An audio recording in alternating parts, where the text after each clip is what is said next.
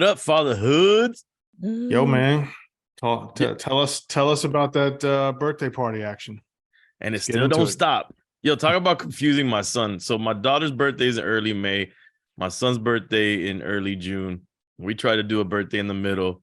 And then me and my girl's birthday is in late May. So like my daughter's birthday, for her actual birthday, she, we did like school shit where they sang happy birthday. We that day we treated her like it was her birthday. Then they had the dual birthday. So my son is just like, he's thinking like birthdays is just every day now. Like he's like, tomorrow my birthday? Today my birthday? Tomorrow your birthday? Mommy birthday day. Like he doesn't, I don't know that he's grasping, it's like confusing to him. But yeah, we threw a party for both of them. It was like a split theme. He had Star Wars, she had Disney princesses, we had a stormtrooper, we had Elsa come through. And it was dope, man. Huh? Do you have Disney stock, bro? Yeah, I do. Okay, good, because you live in it. No. I learned, when they tell you like invest in what you kind of fuck with. Yeah. I'm not a big stock person in general, but I do have some Disney stock. Yeah. And it was an expensive party. I was kind of like, my girl was kind of telling me more or less what it's starting to cost because we rented out a spot. It's like that they do kind of like all the decorations. They have like almost like a jungle gym, like it's like a mini Chuck E. Cheese type of thing just for birthday parties. Upscale. Which, not upscale, but a dope spot. No, it's in a strip mall. But it costs money. But then my girl's like, it's two parties. It's not just one. It's two. So you got to keep that in mind. So it's gonna double in that sense. Yeah. And then my girl wanted to like enhance because we've done it there before, and they give you just like hot dogs and pizza and whatever. So my girl wanted to enhance the food options for the adults and this and that, and so it got costly. But then day of, my girl, the place kind of dropped the ball on some things, and then my girl was getting stressed out about it. And then she was stressing, looking at me like, oh, I know because how much this costs, she's just stressing out. And I was like, at that point, I was like, look, after the fact, as long as the kids have fun, that's like once I bitch and moan as leading up to it. But once it's like paid for and it's day of, like I'm done, like no more bitching and moaning. The important thing is that the kids have fun. Hey, Go ahead. Was there drinking for the adults at the party? Because some people are conflicted about if you allow adults to drink at a kid's party or not. Yeah, I mean, look, I'm good with it until something happens, and then I take that privilege away from my friends. So what we did is we just kept it. We didn't do hard liquor. We did beer and those hard seltzers, right, and some champagne. And then it was lit like we only had so much. So once we ran out, it was done. The beers were going fast, but yeah, we did have it, and I had a good few beers myself. but no, it was good, man. It was dope, and the kids had a blast. Everything to me went pretty well. And I just told my girl in terms of the people dropping the ball, I was like, just give them the feedback, like give them the like, hey, this is what went wrong, and hopefully you guys could fix it in the future, or give us a discount if you want. Throwback, which is not gonna happen, but if you want, right? So one funny thing that did happen, is that my girl was like, because the place offers, you guys have been to kid parties that usually they give like a little gift bag to all the kids that showed up. Oh man, right? Yeah. So this place offers, okay, they'll do the gift bags for you at $15 a pop. We did that last time, and inside the bag is a bunch of dollar store items. Yeah. So you're paying $15 a pop for a bunch of dollar store items. My girl's like, nah, it's whack. And it's whack as a parent when you receive them and it's just a bunch of junk in there. Right. Candy or stupid toys that just end up thrown on the floor in the car, and the kids are like, whatever. So my girl was like, let's get at least one good toy for each kid that I think they would appreciate. And I think the parents would appreciate. So we got Star Wars Funko Pops. Yeah. And Disney Barbie princesses. But it was like within the like $11 to $13 range where we were gonna pay $15 a pop for the bag. Okay. So my girl's like, okay, usually you just put it on the table and you're technically supposed to give it to the kids as they leave. So I told my girl, I was like, look, I know my peoples and I know people in general, like, don't just like leave it on the table, and it had a sign to take one.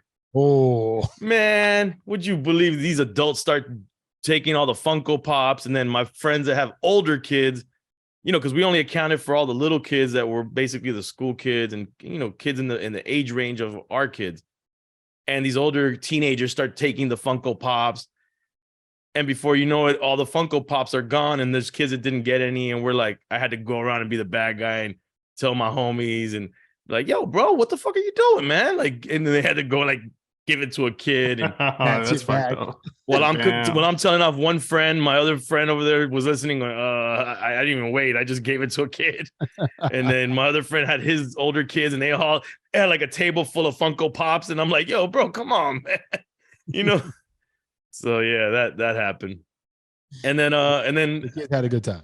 Yeah, they had a good time. They got too many toys. We went back. It was like Christmas, and that's my next frustration is like I'm trying to like liquidate everything in the house that we have already, and I'm just trying to minimize. I just want these kids to learn. I don't want them to live in a world full of like just stuff, junked toys, and everything's just there, and they think that that's life and that's the way it's supposed to be. I don't know, man. Maybe I'm a little bit too crazy about it, but that's not a battle you're gonna win, bro. I don't think I'm gonna win, man. So forget it. My thing is like, if you want to junk out your rooms as kids, cool. But the whole crib is like a big ass fucking toy store. I mean, we try in my house. We try to create we call it the game room, and it's our formal living room, and we took half of it and then we like tricked it out for like kids shit. So like tons of like kid storage and room for them to play on the floor and all that kind of stuff. And it worked for a while, and then as they got older, they just started migrating all over the crib. So, but it's still largely where the concentration of like the mess is for the kids. So my youngest, she, in school, she's in first grade. So in school, they have her writing stuff about her day or her week or whatever. And it was about what I think it was like, what chore do you dislike the most or something? And she was like, picking up my toys. And then she's like, goes on to say like, oh, there's so much mess and it's so annoying. And she brings it home and we're like, yo, what? And then we're like, she's like, yeah, man, I hate picking up my toys. And we're like, but you're the one throwing all the toys everywhere. Like, what? So don't throw them all over the place. And she's like, yeah, but that's not fun. And then she throwing them around is fun? I guess, yeah. She likes making the mess, but she don't like picking it up. But like we've I hate to use the word condition, but we've like made it a routine now for the kids where it's like, yo, you make a mess. And if your friends come over and they make a mess, that's your mess. And so my kids are now to a point where they're like, yo, don't invite nobody over. Like anybody who wants to come over, they're not coming to my house. My main issue is not whether they make a mess and don't clean it up. Is just there's nowhere to put all the shit. Oh, you got too much shit. That's the problem. And that's my issue. And this is the thing. Like, no, you gotta start getting rid of stuff. That's what I want to do. But then when I threaten it, it's like, oh no, we gotta pick and choose what it is. Because my thing is like, if you start to think about it, you're not gonna throw away shit. You just gotta get rid of shit. The way that we started framing it was, in order to get anything new, you got to get rid of something old. But see, that you're not using anymore.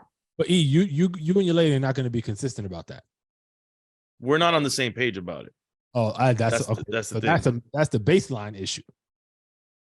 We're not on the same page. I mean, she wants to do it, but it's like how she wants to do it, and the way that I know how to do it. My way is this thing. I'm not coming outside, like I'm not going out saying that I am the most organized person, right, in the world. But one thing that I did learn, and I actually learned this, I don't know, my mom gave me like some like self-help audio when I was like a teenager. Oh, I was gonna say, if it was a book, you didn't read that shit. Stop. No. It was like a tape. It was like tape. Okay. And I remember the only thing I got out of that tape was saying that like making your bed and organizing things, that your brain reflects your environment. Yeah. And if your shit's a mess, then your brain's a mess. And that shit really like resonated with me. I'm like, yo, this shit is that I could see that being true. And I would make my bed every morning. And this is from like late teenage years. And I would start to put things away. And even if it was like the perfect organization, as long as the aesthetic of the room looks semi-organized, like it helped a great deal in my mental clarity. And I'm trying to like get that across. Like, and so sometimes when I would do big cleanouts, I would just be like, you know what? I know I might regret some things might get thrown away that probably later on I'm gonna regret, but I'd rather regret 3 things thrown away and get rid of 90 things, you know, that are just cluttering my mind and cluttering this room and making this shit a mess. And so that's what I go with. So I just go over, fuck it, and I just get rid of shit. And that's where right now. Yeah, right now we're at a standstill. We're at a stalemate, but keep adding. You know, like I put my foot down not a couple months back. I'm like, look, before these birthdays and before Christmas comes this year, we're getting rid of like, you know, I said at least 50%. Like that was me trying to be fair with them, or like, you know, like my compromise. Like 50% of the stuff here we got to get rid of. Man, none of that shit happened, bro. I don't think you put your foot down hard enough, I think is what it is. No, I'm gonna have to bite the bullet and take the heat when I just one day people come home and you might just have to go in and do that. And I think I'm gonna have to do it. So because I think at the end of the day, what are we teaching our kids? What if you, because are you planning on throwing them things away, or are you planning on trying to give them whatever gets them the fuck out the house? Like if I see, that's the problem. If I start saying, well, I gotta give it away. Where's the Salvation Army truck? Oh, I can't find it. I can't get rid of it. You know, like, no, fuck it. If you know, like, that's just gonna go in the garbage can, man. I discovered one time that I was giving shit to Salvation Army. I discovered that there's these scavenger people. Do you know about this? No. They like sit there and wait for people when the Salvation. I used to go to the truck because I didn't like dealing with them. Yeah, so I would just drop it off. And I remember one time I dropped it and I see a car just there, like weird. And right when I pull out, like the lights turn on and the people run to the thing and they start looking through all this shit and they start grabbing it. And I'm like, what the fuck? And then I noticed that same exact car, because you know that Salvation truck wasn't far from my crib and wasn't far from my office. I went to my office where I often throw shit away too, in the dumpster there when it doesn't fit my crib, and I see that fucking same car going there and picking shit up. So I'm like, all right. They follow you, bro. They're like, there's some good shit coming out of here. I don't know, but now I'm like, all right, cool. So what I do is I leave things outside of the dumpster, and I'm like, this is for, you know, those people. The scavengers. Maybe they're selling it and their livelihood is this. Maybe I'm contributing to them. I mean, it is possible. I was just thinking, like, I mean, it's more complicated for you because you got to find a place. But like, if you turned like getting rid of toys into like a community service in your household, that you're giving. These kids is too small else for that shit. They don't fucking understand it. They just don't understand it, bro. Yeah. My son's just not even 3 yet. My daughter just turned 5. They don't get that. Hey, we're gonna do community service. Yeah, what the fuck? Spell it. I mean, you don't gotta say that, bro. You just be like, look, we're gonna give these to those. Okay, but again, first of all, where? What are we gonna do? Where are we gonna? Like, see, you're adding now fucking things to get rid of this shit, bro. Like now it's like, oh fuck, we gotta go find the place, find the people. Like, remember before my kids, I used to do these community service things where I would go to either an orphanage or I would go. One Christmas, I went into a really bad neighborhood, poor neighborhood, and gave out presents, which I don't know if that was good or bad. Probably weird. but you know, it was good intentions behind it. And, you know, I'm thinking I can't wait for my kids to be a little bit older to do something, some kind of community service with them. So they can at least see the difference of, you know, how some people unfortunately are living and understand when I'm trying to tell them like, yo, this is too much, guys. And you guys don't do anything. There's people out there that could use all this stuff. Just tell them there's no more room. Just no more room in the house, bro.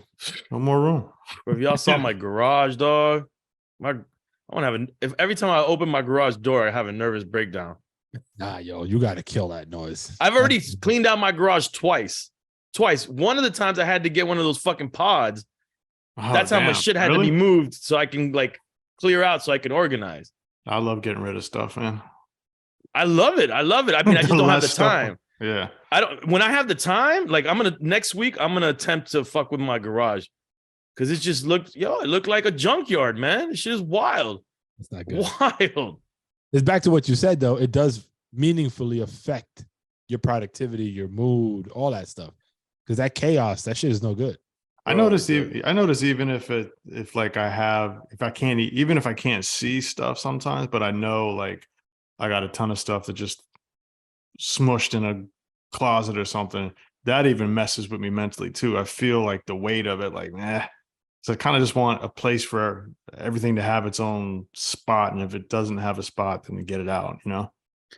Yeah, man. But that's rough when family and different people have different. It's not. I've talking about my closet, but fucking, I had so much shit in my closet that the hanger thing broke and made a hole in the wall. Oh, shit. Like I had so much shit hanging because I have the smaller closet out of the two closets, you know, as most men do.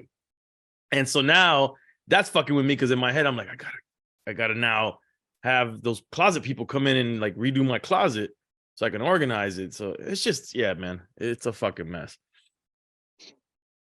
Have you guys, switching gears, have you guys ever attempted to do like a consistent fasting? Yeah, of course. We've talked about this. Fasting? Fasting. You do it consistently, right?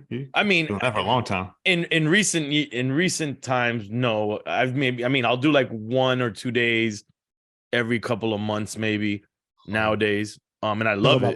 You talk about like a 24-hour type of fast. Yeah, but I've done a 30-day fast. No solids. For 30 days, no solids? Yeah. You're tripping, dog. And I loved it. Did you really? You love all those. You asked me if I loved it? Like if I really loved it? Yeah. Enjoy it. Really? Yeah, I loved it, dude. I've advocated for this. I mean, it's tough. I don't see that I could do it with kids. Yeah. And especially not doing no drink champs. Obviously, I can't do it. What was it? Just lemon water throughout the day, or the first 20 was that lemon fast, the master cleanse. Okay. I did that for 20 days. And then I did another one for 30 days, and it was like juicing. Okay, got it. What were the results? I mean, you lose a ton of weight, but you can't. I always tell people don't do it with the intention of losing weight because you're losing water weight. And the minute you eat something with sodium, you blow it back up. But I feel like it's recharging or like restarting your whole digestive system, your immune system. Man, the idea of like how your senses get enhanced is wild. Like my eyesight gets better. My sense of smell is ridiculous. You could smell shit from fucking 2 miles away. You know, the one thing that I really hate about it is you start to secrete shit through your tongue.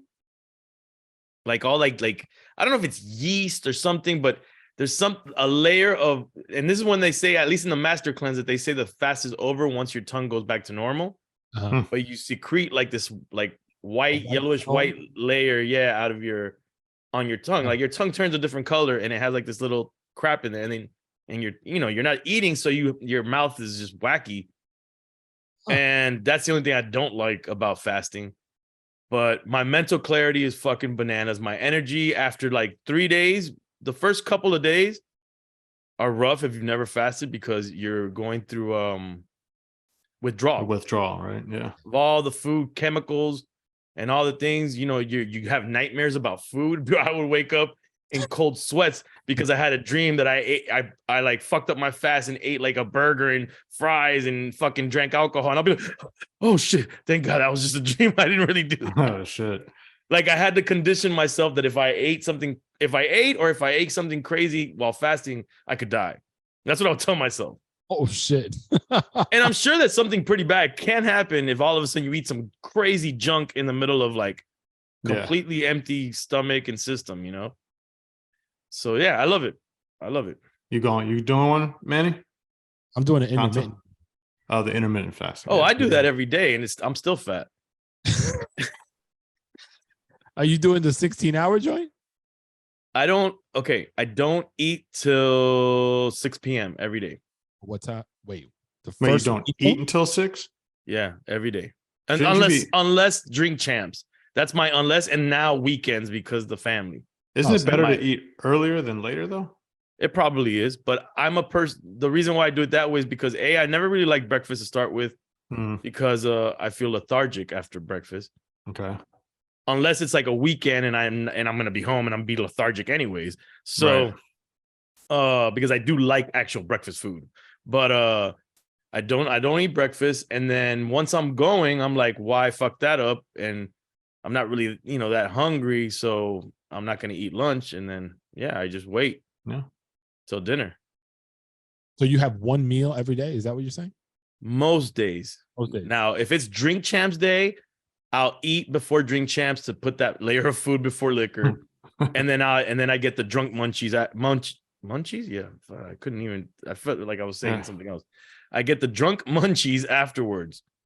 So put it like this: for 3 days of intermittent fasting or 40, it's 1 or 2 days of drink champs. I eat for all those Fucks days it all I up. didn't eat. Yeah. I'm on day 2. I've done it once before. Did it probably for like 2 weeks the first time, and I'm trying to do it for a full month and see how it ends up going for me, because I'm on this mission to try to get these abs to actually show up one day. And this is another tool. Yo, don't be mad, son. No, because you're those cornballs that do this like drastic thing that you're not gonna do forever, and you're like, oh, I got abs now. You take the picture probably, but look at me, and then like 2 weeks later, you're like, no abs again. And no, but see, this is it's a good point, but it's the reason why I'm doing this is because I found a way to make it sustainable. So if I can make something sustainable, then I could do it for the long term. Abs is a goal just to show them because I wanted to. Just shave it out with your belly hair. Just shave out the 6-pack. I definitely got the belly hair for it. But I want to get to it. I don't know about the maintenance of it, because like body fat plays a big role in that shit. I'm not trying to be get lipo, son. Fuck that. I wish I had a kid's metabolism, man. They could just eat whatever the fuck they want, man. They don't give a fuck. How do you maintain? Well, wait, this is day 2, you said? Yeah. Do you see your abs yet? I actually see. I've seen more definition. You see your knees? Yo, so you haven't done it on the weekend with the kids yet? No. Who starts? Let's go get some intermittent pizza fasting on Tuesday, bro, or Wednesday? No, me. I was just reading up on it again, and I was like, you know what? Fuck it, let me do it. And I just flipped the switch. So wait, how many meals are you having a day? I'm not necessarily counting meals, but it's like 3 to 4. Oh, fuck kind of intermittent fasting is that? So I'm doing it between 11 a.m. I'm eating between 11 a.m. and 7 p.m. Okay. I go from that seems like you're eating normal to me, bro. No, but I'm not. That's what I'm saying. I'm not changing. I'm changing the quality of the foods, but I'm not changing. I'm not starving myself. If I'm hungry, I'm gonna eat. But my cutoff is 7 o'clock, so I got a budget between 11 and 7. 11 and 7. But then are you watching? Like, are you saying like, okay, I'm not eating any sugars, I'm not eating any carbs, and all that stuff? Yeah. Sugars is out. So you get a piece of lettuce at 11, and then fucking get an almond later on. I'll do an almond or an omelet. Yeah, an almond. I'll do like one almond. He's like, and he cuts it up with a knife.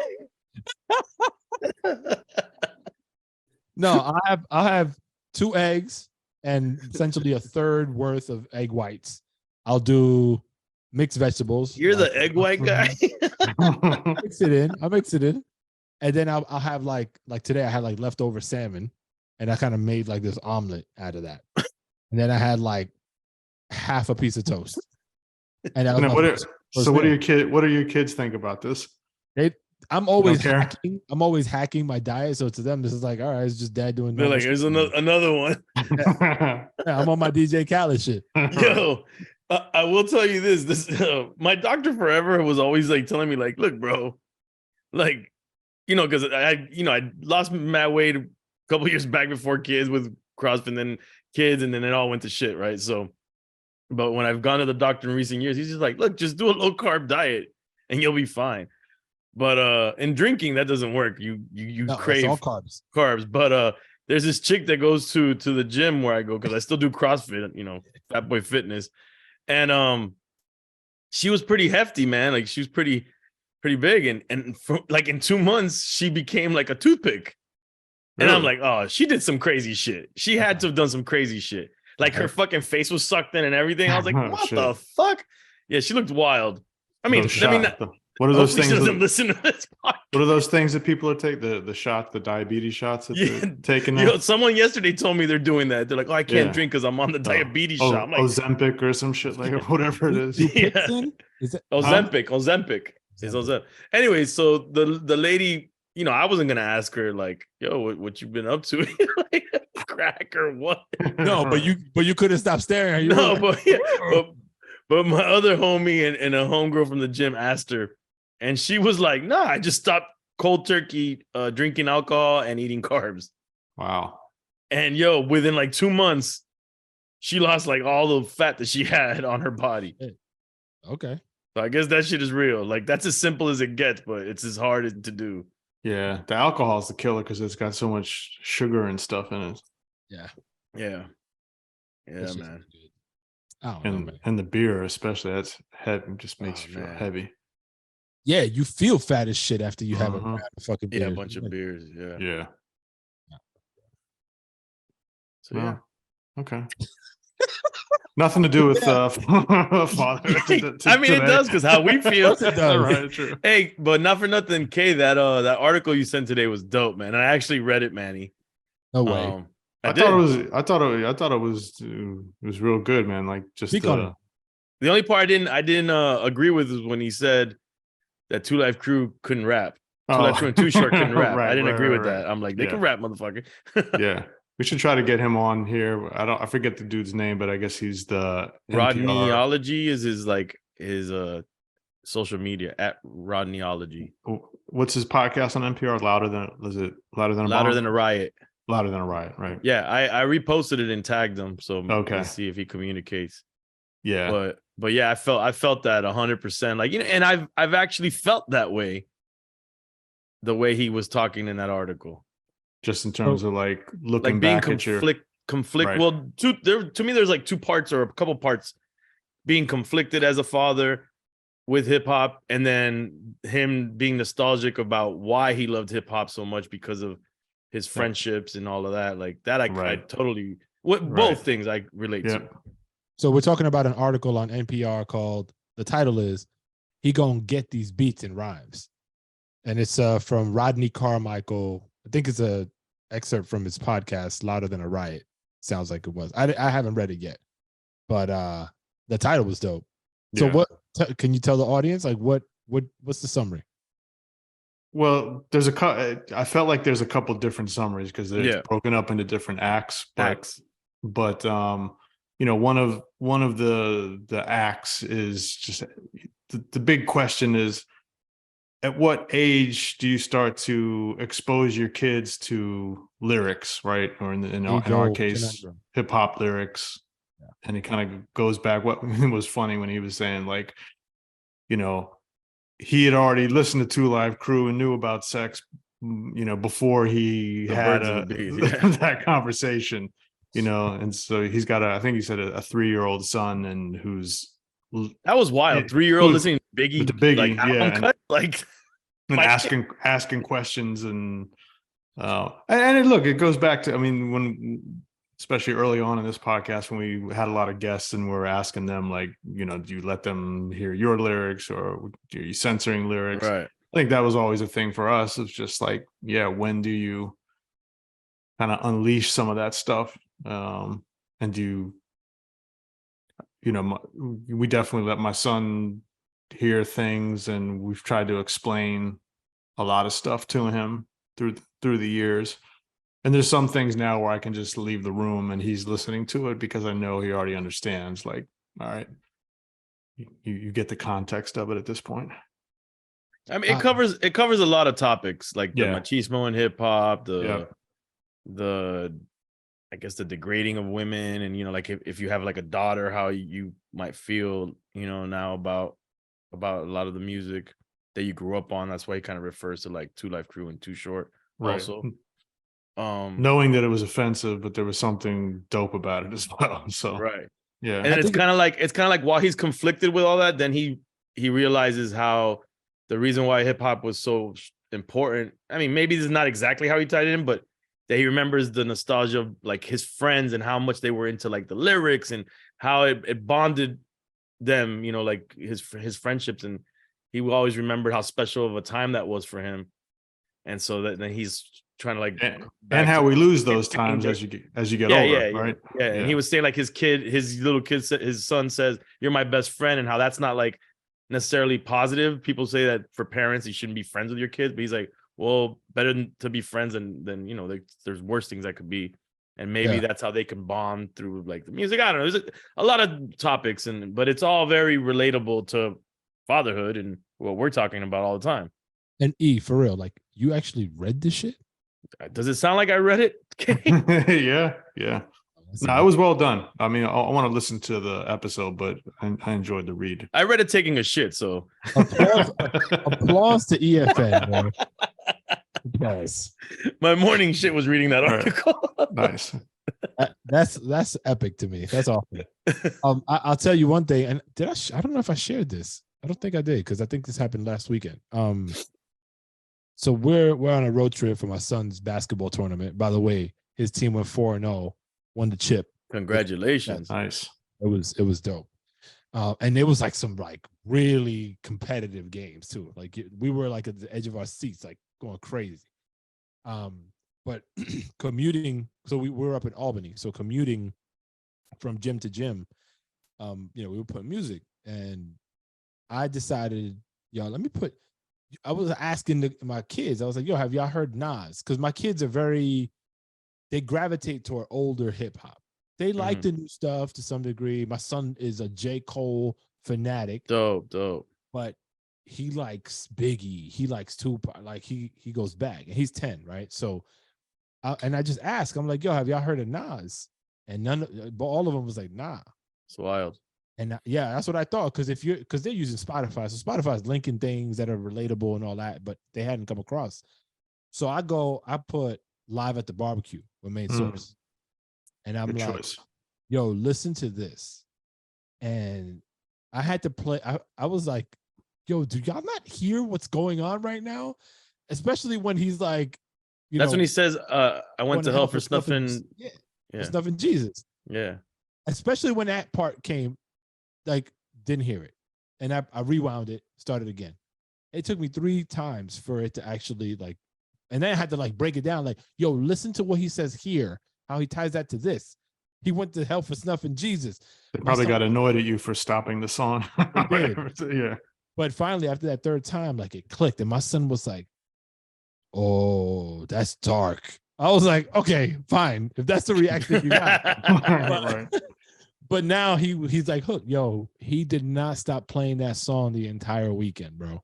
And look, I'm all about my kids like exploring music and finding their own, paths. But I was like, at least you have to understand who he is and his significance to the culture of hip hop. Right. I think my son caught on. My daughter was like, oh, that's cool. My youngest was like, whatever, put the fucking pop shit on. But he discovered Nas, and now it's, another little element to his discography that he listens to. That's dope. We just had, I don't know if I told you, because we had a large professor on Drink Champ, a 5-hour episode. Yeah. Did it release yet? No. Oh. And we talk a lot about Nas is a big part of that conversation. Can't wait. I'm watching that whole thing in 5 hours, separated across 5 days. I mean, it's all over the place at some points. But I did mention it last episode. Yeah, you did. I? Yeah. Yeah. M1 left, and he had to go pick up his kids, and I was like, some fatherhood shit. Right. Sidebar also, the Tupac series on FX.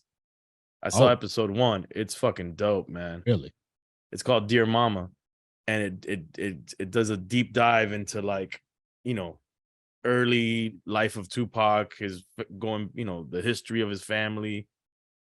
and just like everything that created the person that we know as Tupac. And the first episode is like an hour and a half long, and it's really, really dope. And they have like a lot of old footage of him as a teenager, as a kid. And it goes like it ends. Imagine it's an hour and a half, and it ends. That first episode ends with him starting to get into Digital Underground. That's how far back they go before that.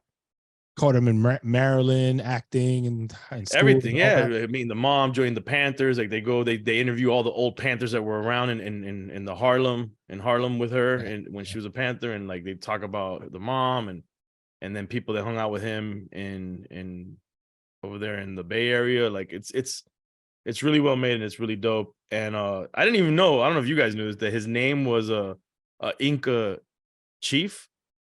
Oh, I never knew that. I had no idea. Like I hit up Boris because my homie Beats in the Hood. He's Peruvian, coming home Peru. I was like, did you know this? He's like, he said he kind of heard about it. Yeah. And he's like, yeah, man, he knows who the person is too. Tupac Amaru. Amaru, yeah. Is an Inca chief that died fighting the Spaniards. And then another Tupac took his name on to like memorialize him in Peru. So, and the mom supposedly gave him that name because she wanted him to understand that Black people in America weren't the only oppressed people in the world, that there was other people that were also oppressed. It's pretty good, man. So I don't know. It's a good watch. It's on FX, you said, right? FX, not Netflix. FX. Yeah. I thought it was on Netflix. No. FX, okay. and FX. I think episode 2 is out already. It's coming out, I think, weekly. But I do, if you're a hip hop head and if you're a fan of Tupac, for sure, you should check it out. Love it. All righty. All right. Big sell pepperoni. Talk to y'all later. All right. That bag.